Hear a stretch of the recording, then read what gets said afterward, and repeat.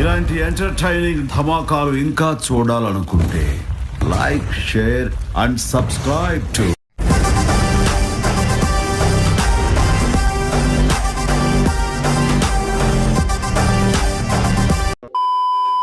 ఇక్కడ నన్ను దీవించినటువంటి ప్రజలు ఆ పదకొండ అంటే అవుతున్నాడు. వాళ్ళు తీసుకుని కూడా కొట్టలేదు, మేమేం తీసుకోకుండానే కొడతాం. చంద్రబాబు నాయుడు వికేఖాన అవుతున్నాడు. ఇన్నాళ్ళ నా లైఫ్ కెరీర్ లో నీలాంటి ఆణిముత్యాన్ని నేను ఇంతవరకు చూడలేదయ్యా. ఇవాళ ఆనందం అనుభవిస్తాడు, మన 4 సంవత్సరాల తర్వాత ఆయనే బాధపడతాడు. వాడుకో డబ్బా, పరస్పర డబ్బా. నీకు స్పాట్ నేను ఎడతాగా. ఏం మాట్లాడతారో తెలుసా నీకు? ఇంతకుముందు ఏం మాట్లాడు చూసారా? నాకు అర్థం కావట్లేదు, ఇంకా జనానికి ఏమర్థం అవుతాయి? ఆ బ్రహ్మాండంగా ఉందండి ఈ ప్రభుత్వం, అద్భుతంగా ఉంది సార్. 200 కిలోమీటర్ స్పీడ్ తో దూసుకెళ్ళిపోతా. ఇప్పుడు పడింది, అందరూ పడలేదు అంటున్నారు, మాకు పడిపోయింది sir. Okay okay okay okay. అద్భుతమైన ప్రభుత్వం ఇది, అమోఘమైన ప్రభుత్వం ఇది. ఇక్కడ మాడిపోతుంది. ఏమైనా మిరపకాయలు కదా బాగుంది. ఆ బ్రహ్మాండంగా ఉందండి, చాలా అద్భుతంగా ఉంది, సంతోషం. వద్దు బాబు వద్దు. చంద్రబాబు నాయుడు గారు ఇంకా 40 సంవత్సరాలు ముఖ్యమంత్రిగా ఉంటారు. నిన్ను కొడుతున్నప్పుడు చెప్పావా, కొట్టక ముందు చెప్పావా? పీతుహు అని వాయిస్ రాస్తుంది. ఒక్కటి మిస్ అయింది. ఏమయ్యా, ఒక్కటి మిస్ అయింది. ఇతర డబ్బా. ఈ డబ్బాలు కొట్టుకునే కార్యక్రమంలోనే ఏం డబ్బులు తీసుకోవట్లేదా? ఊరికే పడుతున్నారా? అయితే ఏమైంది అన్న? ఎస్, మేము మార్చాం. రాష్ట్ర ప్రజల గుండెల్లో ఉన్నటువంటి వ్యక్తి. నీ బుద్ధి అర్థం కావటంలా? పెద్ద పెద్ద మునగాళ్ళం చూసాం. మరి ఏంటి, అనవసరంగా డిస్టర్బ్ చేసిన టైం వేస్ట్ చేయకు. నవ్వు నాయన, మాకు అభ్యంతరం లేదు. ఎందుకు ఆనందం అంటున్నా? పోలీసులు పిలుస్తాను ఫోన్ చేసి. Hello police station. ఆనందం పొందేటప్పుడు మళ్ళీ రాజకీయం ఎందుకే నాకు అర్థం కాదు. ఏమైంది చంద్రబాబు నాయుడు గారు? పని పాటలేని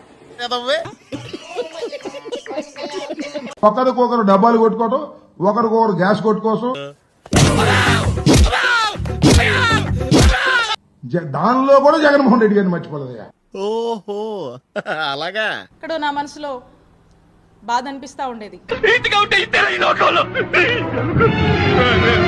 నేను ఇది కేవలం నా దురదృష్టం అనుకున్నాను. నేను నా బాధ్యతగా నాకు ఇచ్చినటువంటి గుంటూరు వెస్ట్ కు వెళ్లి నేను పోటీ చేయడం జరిగింది.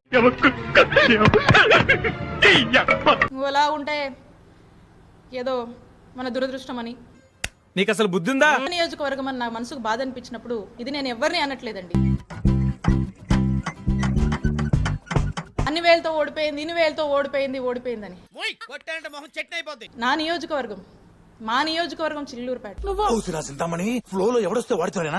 అదో ఇదో ఏదో అని మనం అనొచ్చు, బట్ ఎవిడెన్సెస్ లేవు కాబట్టి అదే సింపతితో వాళ్ళు నోట్లు అడుగుతాను, వాళ్ళను సీఎం చేస్తారు, మీరు ఎమ్మెల్యేలు అయిపోతారు.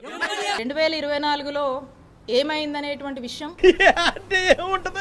మొత్తం లాగేశారు కదా, ఏమీ లేదు అక్కడ. క్రమశిక్షణ కలిగిన వైఎస్ఆర్ కాంగ్రెస్ పార్టీ కార్యకర్తగా నేను